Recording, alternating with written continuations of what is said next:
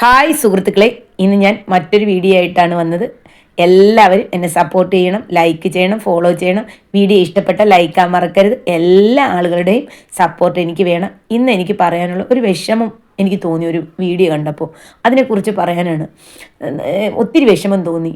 എന്താണ് നമ്മുടെ നാട്ടിലുള്ള ആളുകളൊക്കെ ഇങ്ങനെ ചിന്തിക്കുന്ന എന്ന് എനിക്ക് തോന്നി. കാര്യമെന്ന് വെച്ചാൽ ബസ്സിൽ വെച്ചൊരു പെൺകുട്ടി അലറി വിളിക്കുകയാണ്. എന്ത് കാര്യമൊന്നും അറിയില്ല. കുറേ ആളുകൾ പുറത്ത് നിൽക്കുന്നു.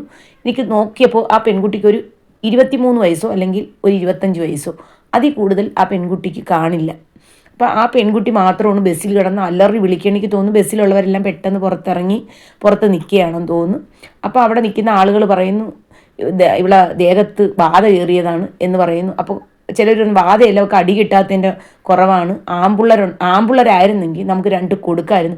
പെൺകുട്ടി ആയതുകൊണ്ട് അടിക്കാനും പറ്റത്തില്ല, അടിച്ചാൽ അത് വലിയ കേസാവും എന്ന് ഒരാൾ പറയുന്നു. അപ്പോൾ ഒരു സ്ത്രീ അവിടെ നിന്ന് പറയുന്നു, അടിക്കല്ലേ, അടിച്ചാൽ പിന്നെ അത് വലിയ കേസാവും, പെൺപിള്ളരെയൊന്നും അടിക്കാൻ പാടില്ല, പിന്നെ അതിൻ്റെ പിറക്കെ നടക്കണം എന്ന് സ്ത്രീകൾ പറയുന്നു. അതിൻ്റെ ഇടയിൽ ആ വണ്ടിയിലെ കണ്ടക്ടറോ ഡ്രൈവറോ ആരോ വീഡിയോ എടുക്കുന്നു. എനിക്ക് വീഡിയോ എടുക്കണം, മോലാളിനെ കാണിക്കണം, മോലാളിയെ കാണിച്ചേ പറ്റുള്ളൂ, എനിക്ക് എൻ്റെ സത്യം തെളിയിക്കണം. അപ്പോൾ ആരോ ചോദിക്കുന്നു, നിങ്ങൾ പോലീസിനെ വിളിച്ചില്ലേ? പോലീസിനെ അറിയിച്ചിട്ടുണ്ട്, പോലീസ് ഇപ്പോൾ വരും എന്ന് പറയുന്നു. അപ്പോൾ ഓരോരുത്തർ ഇറങ്ങടി വണ്ടിയിൽ നിന്ന് ഇറങ്ങടി എന്നൊക്കെ അവിടെ കിടന്ന് ഓരോരുത്തർ പറയുന്നത് നമുക്ക് കേൾക്കാം ആ വീഡിയോയിലൂടെ.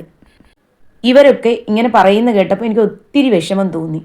ഒരു മനുഷ്യർ പോലും ഒരു സ്നേഹമായിട്ട്, അല്ലെങ്കിൽ കുഞ്ഞെ നീ എന്തിനാ കിടന്ന് ബഹളം വയ്ക്കുന്നത്, നീ ബഹളം വയ്ക്കാതിരി, എന്താ നിൻ്റെ കാര്യം, നീ ഒന്ന് സമാധാനപ്പെട് എന്ന് പോലും ഒരുത്തരും, ഒരു ആണാവട്ടോ അല്ല ഒരു പെണ്ണാവട്ടോ ആരും, ഒരുത്തരും അവിടെ നിൽക്കുന്ന ആരും ഈ പെൺകുട്ടിയുടെ അടുത്ത് പറയുന്നത്. ഈ പെൺകുട്ടി അലറി വിളിക്കുന്നു, വണ്ടിയിലിട്ട് അടിക്കുന്നു, അങ്ങനെ കാണിക്കുന്നു. പക്ഷെ ആരും അല്ലെങ്കിൽ എന്താണ് ആ കുട്ടിക്ക് സംഭവിച്ചത്, ഈ കുട്ടീനെ കിടന്ന് പള്ളു പറയാതെ എന്താണ് നമുക്ക് ആ കുഞ്ഞിൻ്റെ അടുത്ത് ചോദിക്കാം. അല്ലെങ്കിൽ അകത്ത് കയറാൻ പേടിയുള്ളവർ വേണ്ട, പുറത്ത് നിന്ന് മോളെ നീ ഒന്ന് സമാധാനപ്പെടും, എന്തിനാ ഇങ്ങനെ കിടന്ന് ബഹളം വയ്ക്കുന്നത് എന്ന് ചോദിക്കാൻ ഒരു മനുഷ്യരില്ല.